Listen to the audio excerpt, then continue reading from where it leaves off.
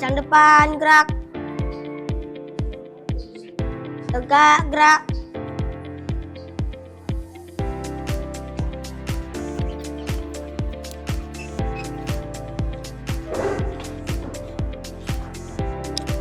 Assalamualaikum warahmatullahi wabarakatuh. Waalaikumsalam warahmatullahi wabarakatuh. Selamat siang anak-anak hebat.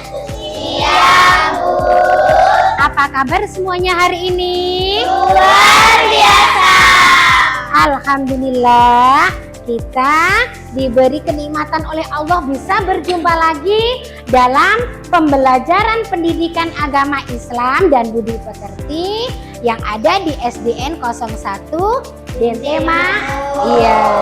Oh, silakan ketuanya yang memberi doa. Bismillahirrahmanirrahim. Raditu billahi rabban wa bil islami dinan wa bil muhammadin nabiyyan wa rasulah. Rabbi zidna ilma warzuqna fahma.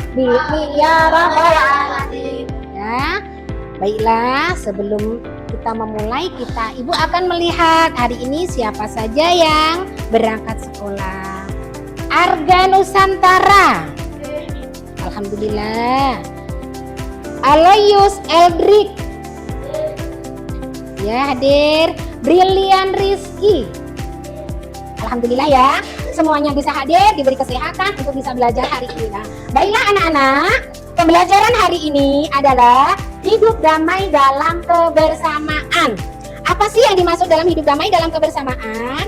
Yaitu di mana setiap individu atau kelompok hidup dengan penuh keharmonisan, saling menghormati dan memahami perbedaan antara satu dengan yang lain. Maksudnya apa sih, Nak? Hidup damai itu apa ya? Hidup yang kita dalam lingkungan itu bisa menjaga keharmonis, bisa menjaga saling menghormati, seperti Eldrik yang beragama Kristen hidup berdampingan dengan Brilian sama Rizky yang beragama Islam. Mereka saling mendukung, saling semangat, saling menghormati agar tercipta kedamaian. Nah, sebelum kita lanjutkan, Ibu ada sebuah video yang akan Ibu tayangkan. Silakan ya, Nak ya. Assalamualaikum anak-anak, selamat pagi. Semoga semua dalam keadaan sehat ya.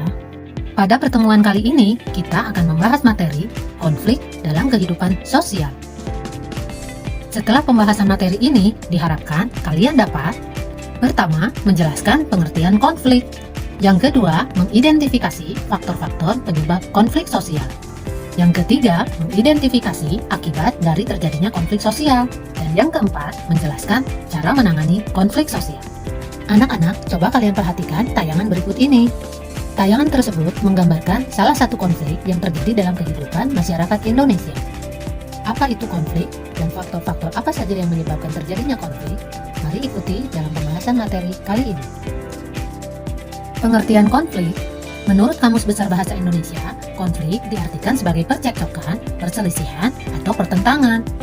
Menurut Suryono Sukanto, konflik adalah suatu proses sosial individu atau kelompok yang berusaha memenuhi tujuannya dengan jalan menentang pihak lawan yang disertai dengan ancaman dan atau kekerasan. Faktor-faktor penyebab konflik sosial. Pertama, perbedaan individu. Masing-masing individu memiliki perasaan dan pendirian yang berbeda-beda. Perbedaan pendirian dan perasaan dapat melahirkan bentrokan di antara mereka. Sebagai contoh, kamu ingin suasana belajar tenang, tetapi temanmu ingin belajar sambil bernyanyi. Karena perbedaan perasaan itulah dapat menimbulkan terjadinya konflik. Yang kedua, perbedaan latar belakang kebudayaan. Orang dibesarkan dalam lingkungan kebudayaan yang berbeda-beda. Berbagai kelompok kebudayaan memiliki nilai dan norma sosial yang berbeda-beda. Apa yang dianggap baik oleh satu masyarakat belum tentu baik oleh masyarakat lainnya. Perbedaan inilah yang dapat mendatangkan konflik sosial. Yang ketiga, perbedaan kepentingan. Bentrokan kepentingan dapat terjadi di bidang ekonomi, politik, sosial, budaya, dan sebagainya. Perbedaan kepentingan itu dapat menimbulkan konflik di antara mereka. Yang keempat, perubahan nilai yang cepat. Perubahan yang terlalu cepat yang terjadi pada suatu masyarakat dapat mengganggu keseimbangan sistem nilai dan norma yang berlaku. Akibatnya, konflik dapat terjadi karena adanya ketidaksesuaian antara harapan individu dengan masyarakat. Sebagai contoh, peraturan merokok di tempat umum. Pemerintah tidak langsung memberlakukannya di seluruh masyarakat Indonesia, tetapi di beberapa tempat yang terbatas terlebih dahulu. Lalu, perlahan-lahan terus meluas dalam rangka memberi kesempatan kepada masyarakat untuk memahami peraturan tersebut. Hal ini dilakukan untuk menghindari terjadinya konflik. Mari anak-anak, kita lanjutkan membahas akibat-akibat dari adanya konflik sosial. Yang pertama, meningkatnya solidaritas sesama anggota kelompok. Contohnya, pada pertempuran Surabaya, para pejuang tidak menghiraukan perbedaan suku, agama, organisasi politik, dan sebagainya. Mereka bahu-membahu melawan Inggris. Yang kedua, retaknya hubungan antar individu atau kelompok. Kalian mungkin pernah konflik dengan temanmu, yang menyebabkan dalam beberapa waktu tidak terjalin hubungan yang baik. Namun, karena kemudian saling menyadari kesalahan, kalian berdua akhirnya saling memaafkan. Yang ketiga, terjadinya perubahan kepribadian para individu. Perubahan kepribadian dapat terjadi pada kedua belah pihak yang mengalami konflik. Kedua belah pihak dapat saling menyesuaikan atau justru masing-masing mempertahankan kebenaran yang diyakini. Yang keempat, rusaknya harta benda dan bahkan hilangnya nyawa manusia. Konflik yang berujung pada kekerasan fisik dapat menyebabkan kerusakan dan hilangnya nyawa manusia. Sebagai contoh, konflik yang diakhiri dengan peperangan. Yang kelima, terjadinya akomodasi, dominasi, bahkan penaklukan salah satu pihak yang terlibat dalam pertikaian.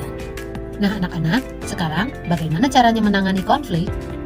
Cara menangani konflik, pertama, menghindar. Kadang, orang merasa tidak ada manfaatnya melanjutkan konflik dengan orang atau kelompok lain. Orang ini berusaha menjauhi masalah yang menimbulkan konflik maupun orang yang bertentangan dengannya. Yang kedua, memaksakan kehendak. Ada individu atau kelompok yang memandang bahwa pendapatnya atau idenya itu adalah yang paling benar. Oleh karena itu, dengan segala cara, konflik harus berakhir dengan kemenangan di pihaknya. Karena itu, dia atau mereka berusaha menguasai lawan-lawannya dengan memaksa lawan menerima penyelesaian yang diinginkannya. Yang ketiga, menyesuaikan kepada keinginan orang lain. Ada orang yang merasa bahwa konflik harus dihindari demi menjaga hubungan baik. Ia mengorbankan tujuan pribadi untuk mempertahankan hubungan dengan orang lain.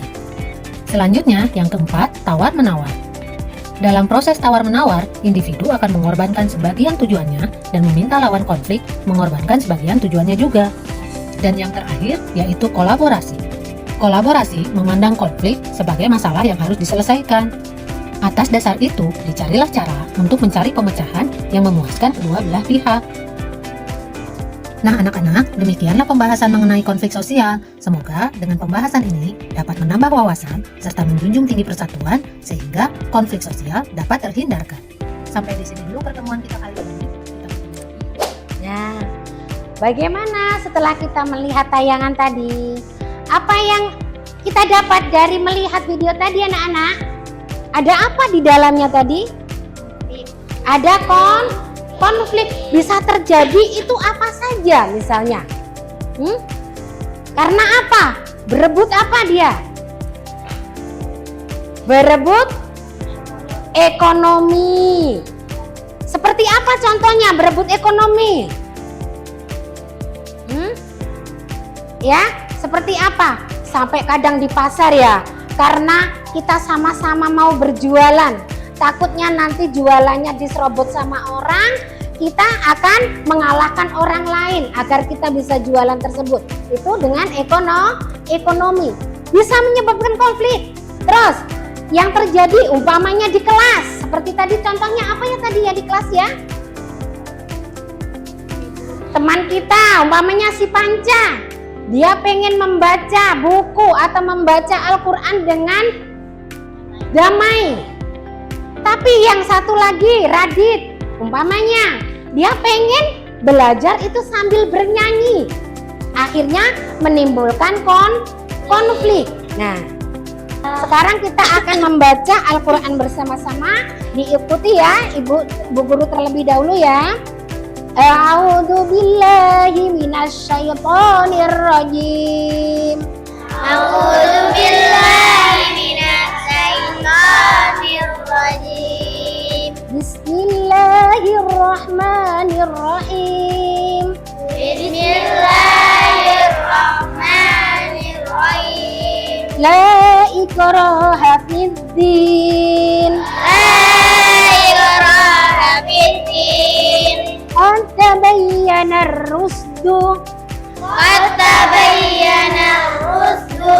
minal ghayyi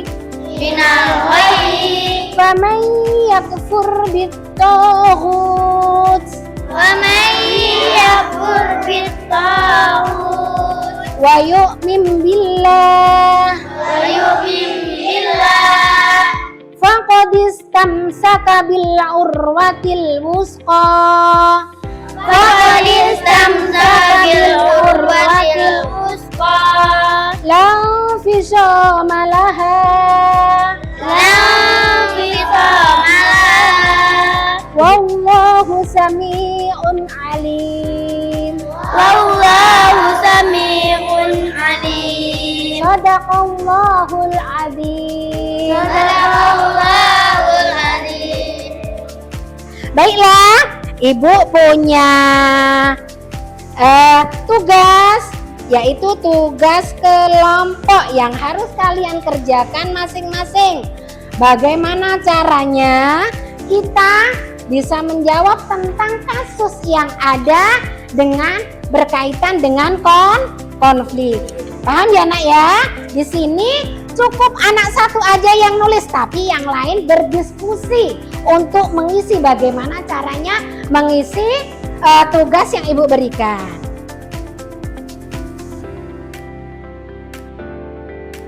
Sekarang kerjakan, tapi diskusikan dengan teman dulu. Bagaimana cara kita mengatasi konflik? Sudah ya? Dah yuk, sekarang kelompok diwakili dari Wildan. Silakan maju ke depan untuk memberikan pendapatnya tentang pertanyaan yang nomor 1. Ayo Wildan, silakan maju ke depan.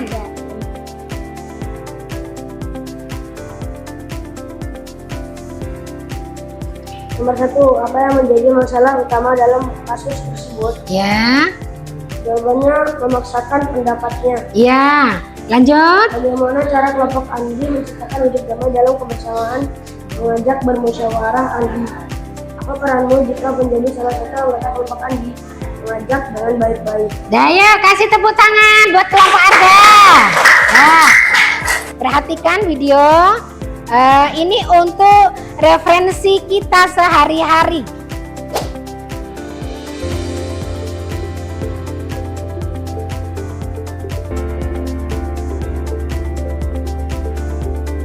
Kebersamaan adalah keadaan di mana setiap individu atau kelompok hidup dengan penuh keharmonisan, saling menghormati dan memahami perbedaan satu sama lain. Dalam keluarga, membangun hubungan yang penuh kasih sayang dan saling pengertian, menjaga komunikasi yang baik untuk menghindari konflik.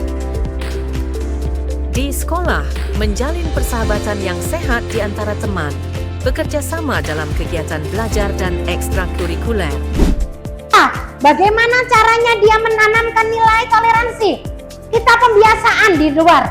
Kita membaca Asmaul Husna sebelum kita masuk. Nah, ada Wira Sentana, ada Eldrik. Bagaimana cara dia untuk menghormati nilai-nilai toleransi dengan tidak mengganggu teman pada saat dia pembiasaan. Paham anak-anak? Paham. Nah, sama-sama kita tutup pembelajaran hari ini. Sebelum doa kita hamdalah sama-sama. Alhamdulillahirabbil alamin. Ayo, keluarganya silakan memimpin doa.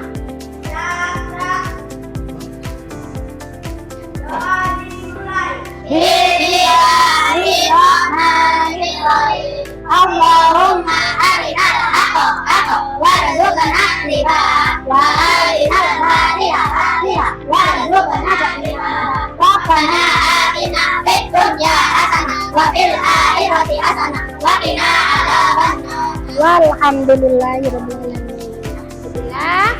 Hari ini kita sudah menyelesaikan pembelajaran kita pendidikan agama Islam dan budi pekerti. Tema 6 yaitu hidup damai dalam kebersamaan. Insya Allah kita bisa berjumpa lagi dengan pertemuan yang akan datang dengan judul yang sama, hidup damai dalam kebersamaan. Dan Ibu akhiri, wallahu muwaffiq ila aqwamit thoriq. Wassalamualaikum warahmatullahi wabarakatuh.